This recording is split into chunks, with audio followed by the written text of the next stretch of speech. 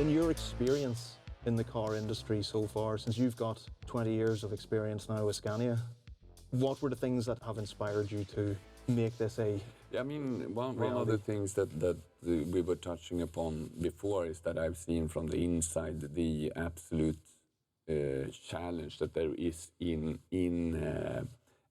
the development cycles, and the fact that the second part is the safety and security measures that you have as soon as you speak down into the car, and to have access to some of the steering units that could actually turn the car into a lethal weapon. It also put up very high firewalls.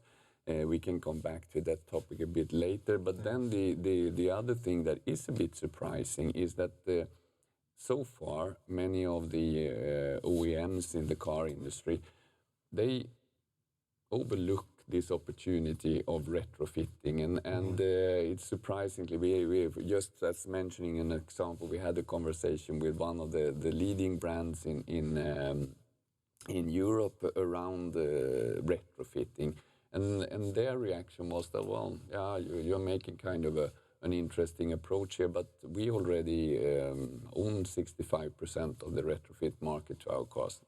What? Okay, interesting.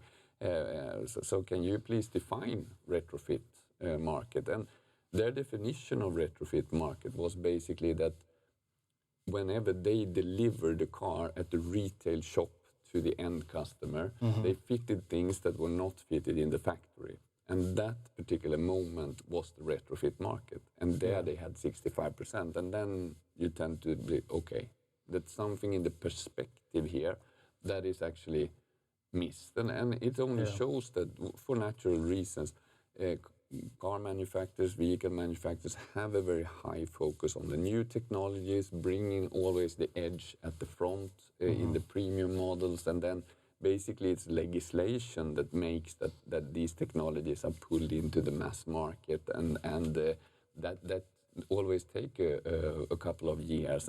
And of course, it's good that they are pushing the limits in this side. But as we say, if we are going to have the 1.1 billion cars that are out in the street today to sort of catch up at any level, it won't be the car manufacturers that is helping out with that, because they are already looking at the 1 billion car they are going to sell for the next decade. So we don't want to put up any saying that this is the solution that is better than this going in the forefront. It's just that we need complementary things if we are going to reach the goals that is ultimately to save lives in traffic. And where death is happening is not at that forefront. We are already, it happens, but the statistic is definitely lower. As if we are looking at the tail here, that's where we actually need to do something.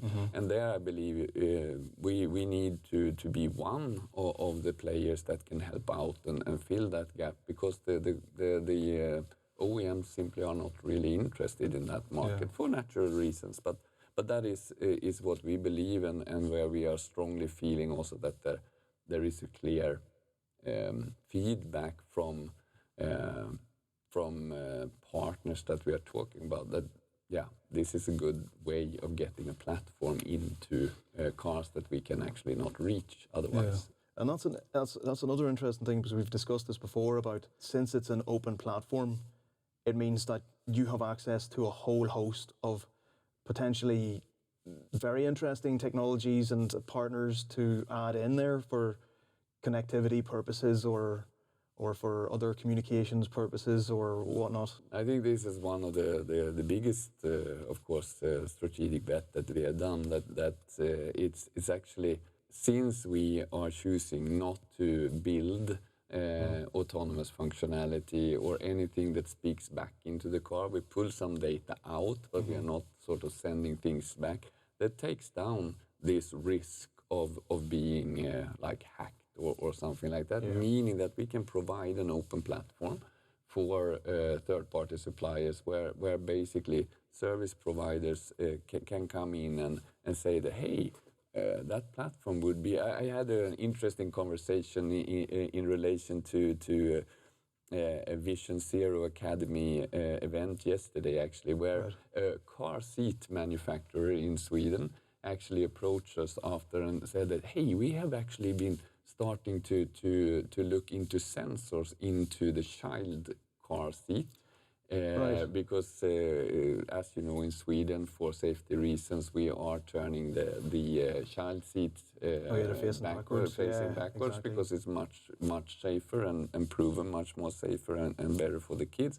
But that means that you sometimes lose a little bit of the contact with your child if you're in the front. So, for example, he took that example that some kids, they learn how to unsnap the belt. That could be, of course, a signal directly. If they sort of have that sensor package in, directly it could be transferred up to the head-up display, a warning saying, hey, your kids is unlocked. Or they had another idea on temperature sensors, for example, that could also then sort of talk to the people in front and say, hey, the kids is getting really hot. You are sitting there in the aircon in the front, but there in the back, the sun is hitting and they are getting really warm. Why don't give a subtle information about time to pull off? And just as an example, it's a very small example, but it gives this possibility, which if you're approaching a car manufacturer with such a proposal, you would be looking to, even if they like the idea and want to do it, 5 years. I don't know, 3 years if they are quick. I can imagine the amount of hoops you have to jump through. We can do it in 3 weeks.